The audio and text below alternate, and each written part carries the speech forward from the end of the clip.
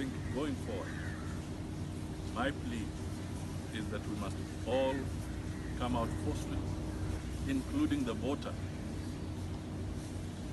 And I repeat this because the voter should not be lackluster. We need an inquisitive voter, a voter who will scrutinize the people coming forward. And as we were speaking to the accountants, we were emphasizing, and it was very important, that behind every scam, there's a professional. If it is in engineering, there's an engineer who has tried to take a shortcut. There's a quantity surveyor who has inflated the prices. There's a finance person who is complicit. There's a lawyer who is behind some of the faulty contracts. And we are seeing situations where even in public office, when there's procurement, you find that the procuring agency can, instead of even preparing its document for a contract, they actually go out and tell the would-be supplier to generate the contract, rather than the other way around. So these are areas of concern, and we can make a difference, all of us, if we pull together. So this was the gist of our conversation with ISPA. To get a CEO. Institutions, any institution, but more so what you might call pivotal institutions in our society, should not go for the kind of period that KPA has gone without a chief executive. Two, all I can say is that the institutions that are supposed to protect need to act fast. So that if indeed there was anybody who was at fault, when you take too long and you take 5 years, 6 years to deal with a case, that is how you undermine trust in it. So my advice to the board of Kenya Ports Authority is that they should act swiftly but professionally, so that they can have the right person take over as the CEO. It is not right to leave that place in a state of indecision. So where are we right now with regards to the conversations surrounding the Building Bridges initiative?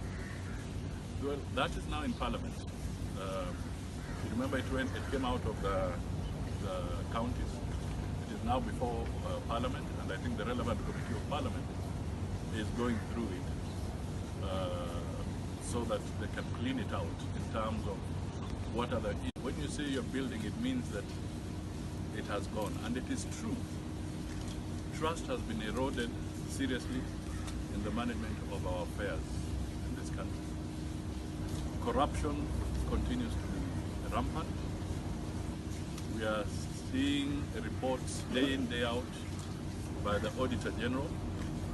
In fact, at one time, people made it look like when Ouko was in office, it became a personal issue. But even with the new Auditor General in place, the fact still remains that you cannot hide facts when the auditor is looking for them. So even the current Auditor General is pointing out very serious things that need to be addressed. So over the years, we have seen nepotism, we have seen corruption, we have seen failure to act on reports by the Auditor General, all eroding public trust in our institution. That time is not on our side. So the relevant committee of Parliament needs to expedite what it's doing. There's been reports that... Congress said that public debt in Kenya is now has become a very big burden. And I'll be happy after I finish to allow Honorable Sako Bunyasi to make some comments. Because as we commented on public debt, we as ANC went a step further we are not just talking about it. We have actually pushed and sponsored a bill through Honorable Safwa Munyasi to help Kenya going into the future to manage its public debt properly. So it is not just rhetoric from us, but it is to be very specific that certain things need to be done differently going forward. And in simple terms, when the public debt becomes heavy, taxation becomes heavy, everybody starts feeling the weight, inflation rises, the cost of living rises, so it becomes painful to everyone, and we cannot meet very key obligations when the debt is ballooning. So we have a challenge to deal with. And perhaps maybe, sir, there's also some fresh reports coming up that the national carrier... Yes, it's painful. By the way, what has happened to Kenya is very painful to the shareholders. You know, people who are shareholders in KQ, Kenya, and the value of their shares has literally plummeted. So it is very painful that people had shares there and they went down. It's our national carrier. We would like to see an airline that is truly the pride of Africa. Kenya Airways was at one time there, but I think it will be important that professionalism is followed.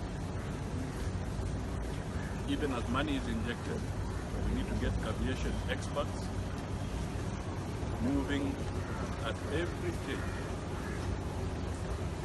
with that airline, so that we don't have good money chasing bad money. If we are not careful, we'll have good money chasing bad money. So it is important that the restructuring, the proposals being put forward by KQ are followed meticulously with a tooth comb, with aviation experts, financial experts. Otherwise, it might not work. One time, historically, when the Kenya government was the 100% shareholder, they kept on bailing out the Kenyan airline. It went private, and it started paying dividends. So it is very tragic that we are now back to where we were many years ago. So there's a lot of work for those at KQ to try and sort it out, but they should not run away from expertise. If I may ask, sorry, is a by-election a measure of strength? And after that, after responding to that, then what's your general view of the NASA primaries during the by-election? Well, a by-election, it can be both a measure of strength, depending on where you're coming from. Now, NASA has been weak. The coalition is suffering from trust issues. All right? I've said this before, and I don't want to run away from it.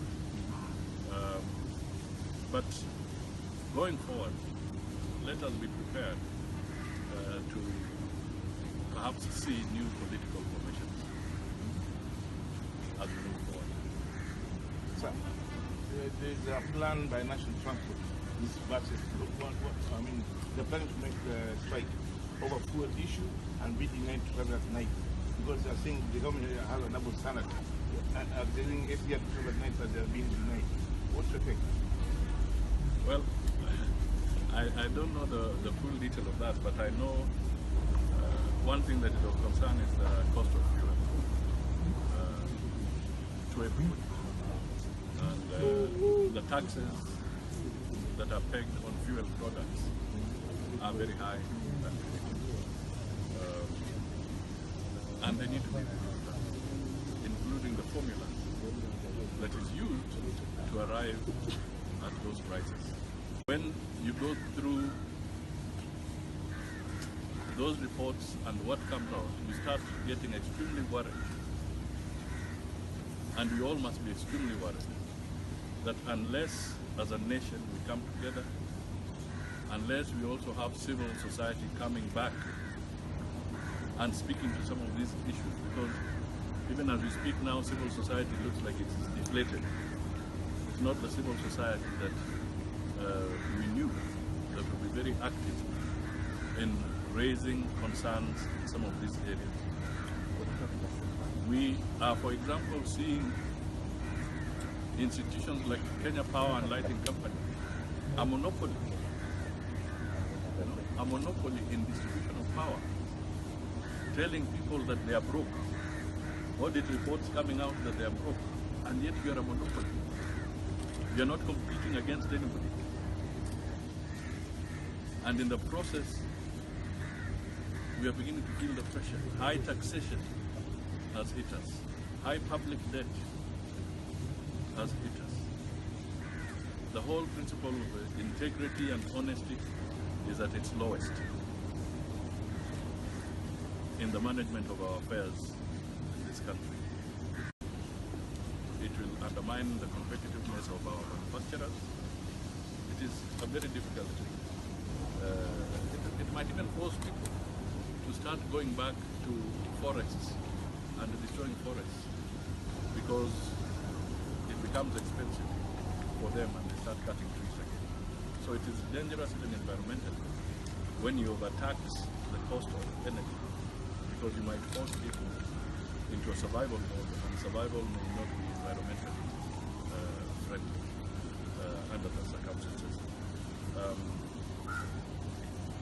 If they are going on strike, all I can say is that they want to express their displeasure.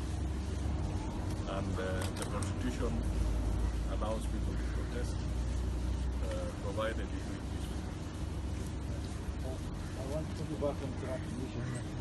This is something that we, as a country, we have been talking about it for a long time. But solution one, same thing when the common man is engaging in it. How can we deal with this? It's very difficult. There's no instant solution, but let us face the fact that can we get the agencies that deal with corruption to be well funded, well resourced, financially, technologically, and in terms of human resource, so that they can deal quickly with corruption cases. It's why we need to hear it. All I'm saying is that it's absolute rubbish for somebody to imagine that. Okay? All right. Yeah. Nobody has got a reserved position in our society. Kenya's politics is competitive. And if any institution or organization is losing its competitiveness or is losing its ground, stop blaming it on others. Go and sort yourself out.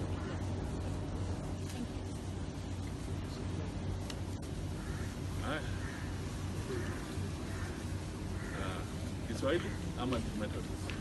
Iko sawa. Unataka Bunyasi aseme kidogo? Yeah. But as we unajua huyu alisomea hapa Latina Vista. Kwa hivyo Kiswahili chake ni kizuri kabisa. Kile ningependa tu kusema tukishamaliza haya ni kwamba jameni, na sisi wa Kenya tujikinge. Ugonjwa wa COVID umeenea zaidi. Nataka kila mtu aishi sawa. Kwa hivyo langu ni kuhimiza tu kwamba yale masharti ambayo ni ya Wizara ya Afya, tafadhali tuyazingatie, pate zile kanuni wamepeana ama wametoa. Tuwe wale ambao wanasema